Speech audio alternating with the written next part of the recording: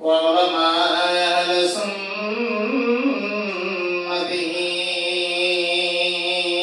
أجمعين. أما بعد فقد قال الله تعالى في كلامه المجيد والفرقان الحميد. أعوذ بالله من الشيطان الرجيم. بسم الله الرحمن الرحيم. ألا إن أولياء الله لا خوف عليهم ولا هم يحزنون. قال الله تعالى إن الله وملائكته يصلون على النبي يا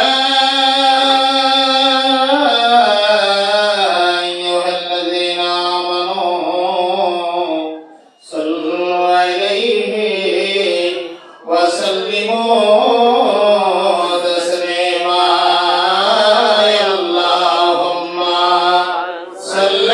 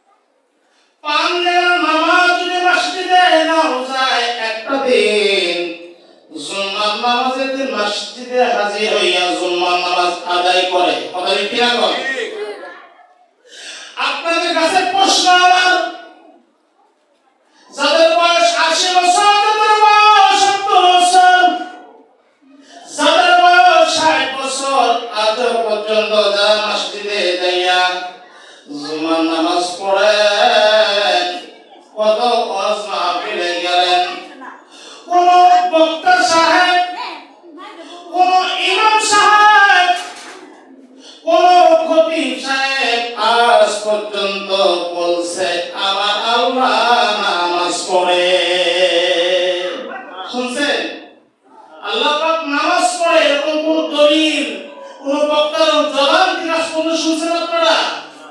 আমরা কেউ তা শুনি নাই। আল্লাহ পাক খরচ করেন, আল্লাহ পাক রোজা রাখে, এরকম কোন ওয়াজ নসিহত আমরা কোনদিন শুনি নাই। বন্ধুগণ, আমার আল্লাহ পাক নিজে তার কালামুল্লাহ শরীফের ভিতরে বয়ান করতেছেন, ও আমার দুনিয়ার মানুষ, হে আমার ইমানদার বান্দা-বান্দী সকল, তোমরা আমার হাবিব, আমার বন্ধু মদিনাওয়ালার উপরে দরুদ শরীফ পড়ো। জোরে বলুন সুবহানাল্লাহ। সূরা আহজাবের 56 নম্বর আয়াতের ভিতরে আমার আল্লাহ বলতেছেন, ইন্নাল্লাহা ওয়া মালাইকাতাহু ইউসাল্লুনা আলান নবী। আমার আল্লাহ বলতেছে, নিশ্চয় আমি আল্লাহ ফেরেশতাদেরকে নিয়ে আমার হাবিব, আমার বন্ধু মদিনার উপরে দরুদ শরীফ পড়তেছি, পড়িতে থাকিব। সুবহানাল্লাহ। আল্লাহ পাক বলেন, ইয়া আইয়ুহাল্লাযীনা আমানু সাল্লু আলাইহি ওয়া সাল্লিমু তাসলিমা। হে আমার ঈমানদার বান্দা-বান্দী সকল, ঈমানদার বান্দা-বান্দী সকল, এনে কি খুশসালের মুরিদকে আলাদা করছে আল্লাহ? আপনি সেটা আলাদা করছে? সর্বনাই আলাদা করছে?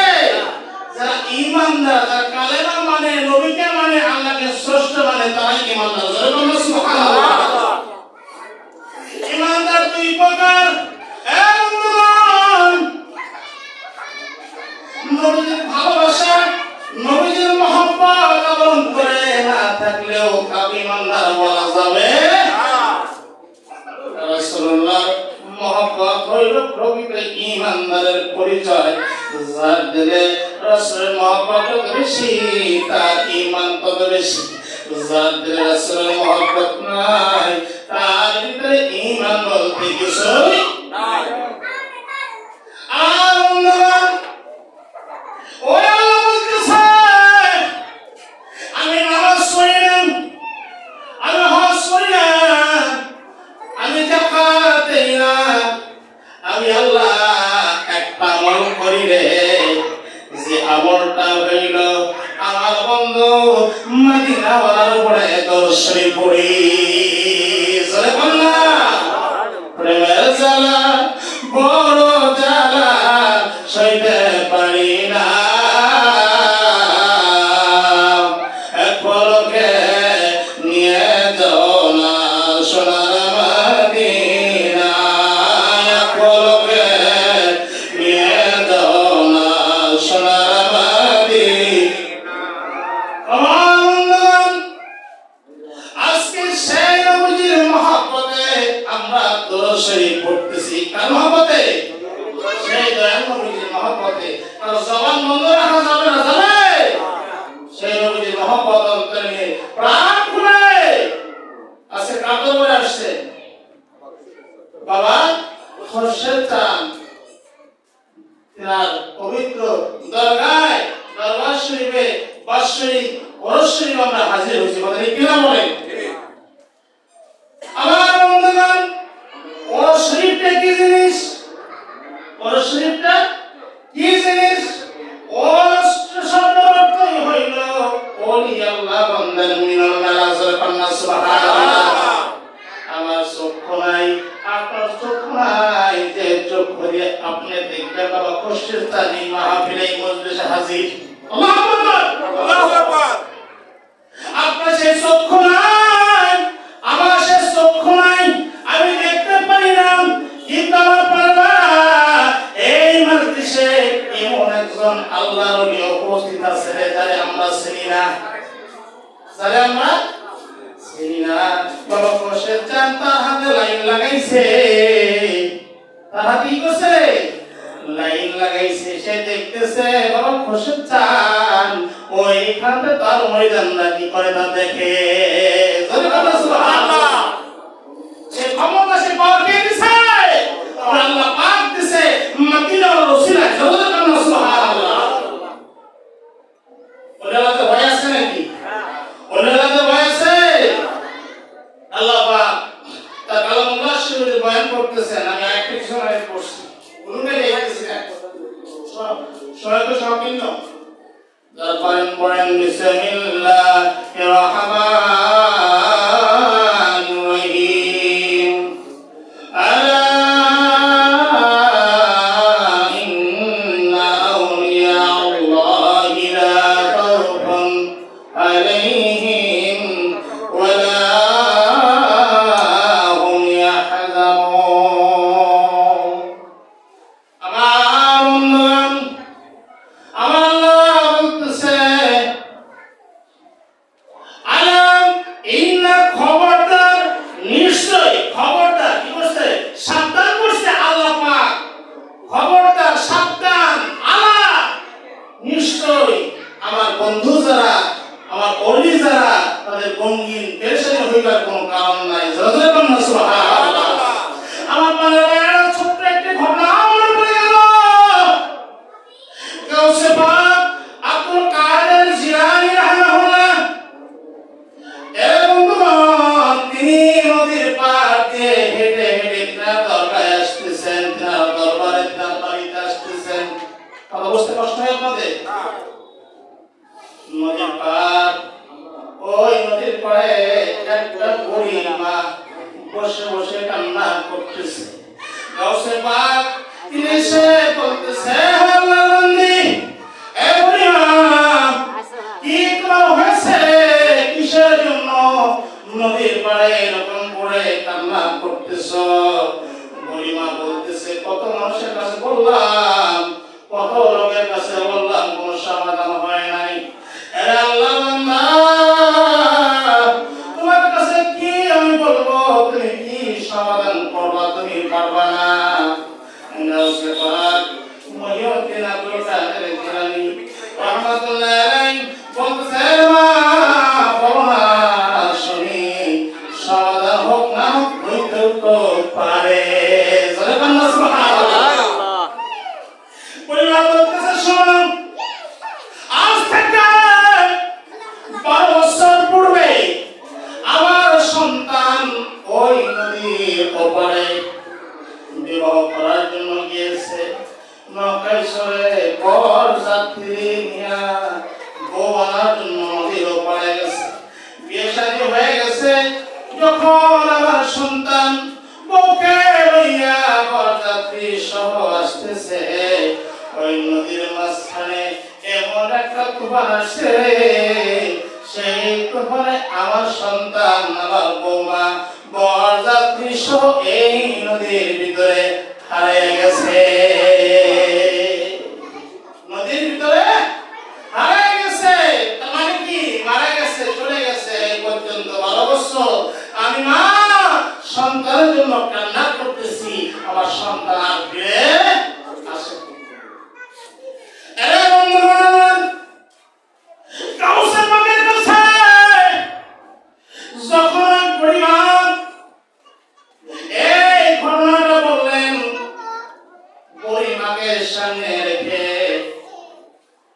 গাউসে পাক আল্লাহর দরবারে হাত দোকান তুলে বলতেছে, মাবুদ, তোমার বান্দি সন্তানের জন্য কান্না করে, তুমি কি পাও না সন্তান তোমার ফেরত দিতে?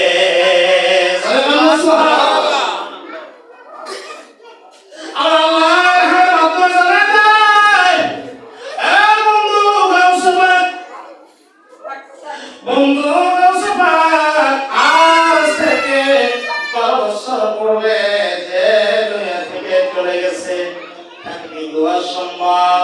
তাকে কি দোয়া সম্ভব?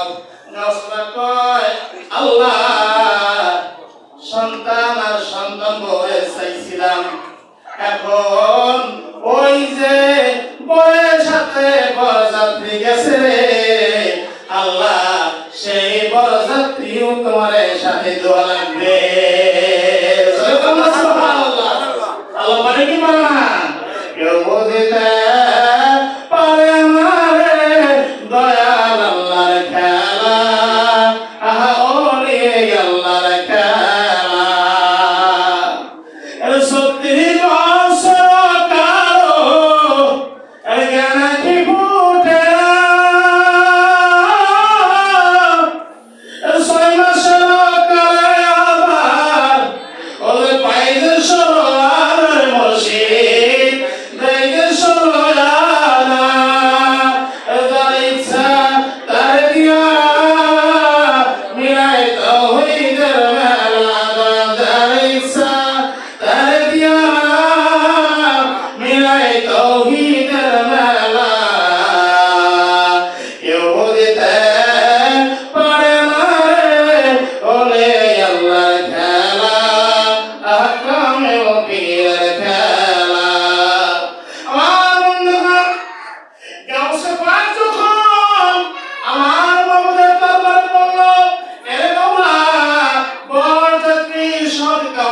কয় বন্ধু কি কও?